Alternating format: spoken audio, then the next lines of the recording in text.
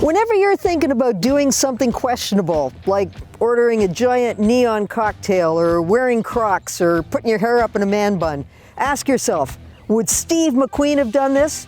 Hell no, he would not. But would Steve McQueen have driven this 2019 Mustang Bullitt?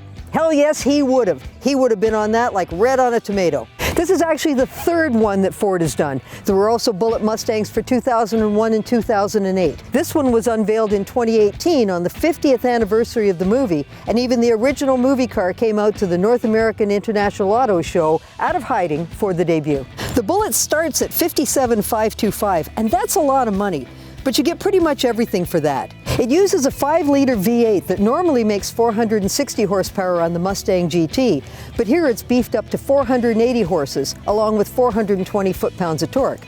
It's a 6-speed manual, and you get a cue ball for a shifter. It has Brembo front brakes and an automatically adjusting suspension, and the exhaust has active valves, so you can toggle the sound from "Don't Wake the Neighbors" to a roar that Ford warns should only be used on a track.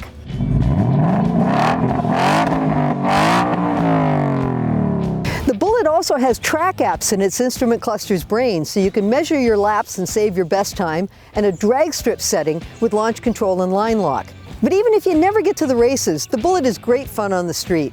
I've always liked the Mustang for how it sits in the muscle car sweet spot. It's big, but it doesn't feel that heavy, and it's responsive. For all the car's size, though, the interior is snug, and you can forget about putting adult passengers in the rear. This is a fastback coupe, period. Everything inside feels well put together, and it's a good-looking cabin. You get Sync 3 for your infotainment system, which is fairly intuitive and easy to use. A couple of the climate switches are a little too fiddly, but you can adjust the driving modes and the steering feel with toggle switches. You can also individually set the dampers, throttle response, and steering feel, and then save that combination as one of the toggle modes. You know, when you come right down to it, the idea of a modern tribute to a bygone car is actually a little silly. This Mustang is nothing like the original, not in the way it looks, not in the way it works, and certainly not in the way it's priced. And yet, on the other hand, that's okay. It's fun to drive, it looks fantastic, and I think Steve McQueen would have approved.